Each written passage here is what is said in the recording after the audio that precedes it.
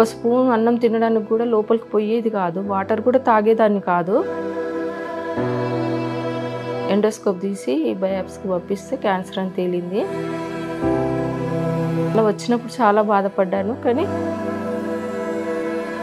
Operation చేయించుకోమన్నారు. కానీ నాకు ఇష్టం లేక పునర్జన హాస్పిటల్ ఆ దేవుడు ఇచ్చిన వరం అనుకొని చాలా సంతోషంగా ఉన్నాను. నా పేరు జిన్నా పద్మావతి. నాకు 5 months కిందట క్యాన్సర్ అనేది ఏర్పడింది. దాని తర్వాత వెళ్ళాము, ఆపరేషన్ చేయించుకోమన్నారు. కానీ నాకు ఇష్టం లేక ఇక్కడ దగ్గరలో మియాపూర్లో పునర్జన హాస్పిటల్ మా మేనకోడలు చెప్పింది. దాని ద్వారా తెలుసుకొని ఇక్కడికి వచ్చాను. వచ్చిన 2 months నుంచి డాక్టర్ గారు మంచి మెడిసిన్స్ ఇచ్చారు, అవి వాడుతూ ఉన్నాను.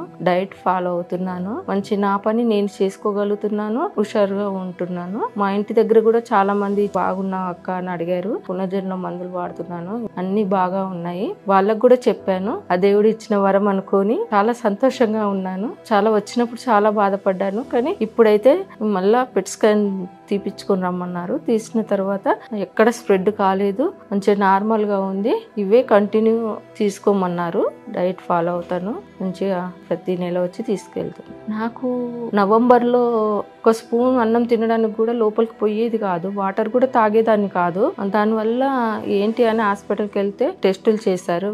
ఎండోస్కోప్ తీసి బయాప్సీకి పంపిస్తే క్యాన్సర్ అని తేలింది. అన్నవాహిక క్యాన్సర్ అని చెప్పారు. అక్కడ ట్రీట్మెంట్ తీసుకుంటున్నాను. రిలేటివ్స్ మీనకోడలు మళ్ళీ మా అన్నయ్య అందరూ ఇది బాగుంది అని చెప్తే ఇక్కడికి వచ్చాను. దీనివల్ల మెడిసిన్స్ వాడుతున్నాను. ఇప్పుడు 2 months వాడానండి. 2 months వల్ల చాలా రిజల్ట్ వచ్చింది. నా బాడీలో రిజల్ట్, నా పని నేను చేసుకోగలుగుతున్నాను, అన్ని తినగలుగుతున్నాను. ఇప్పుడు మంచిగా చాలా బాగుందండి. మొదట్లో నాకు మెడిసిన్స్ వాడక ముందుకు ఏం తినలేకపోయేదాన్ని, తాగలేకపోయేదాన్ని. ఈ మెడిసిన్స్ వల్ల తాగుతున్నాను, తింటున్నాను, మంచిగా కవర్ అయిపోయినాను, యాక్టివ్ గా ఉన్నాను, బూస్టింగ్ వచ్చింది, చాలా బలంగా ఉన్నాను.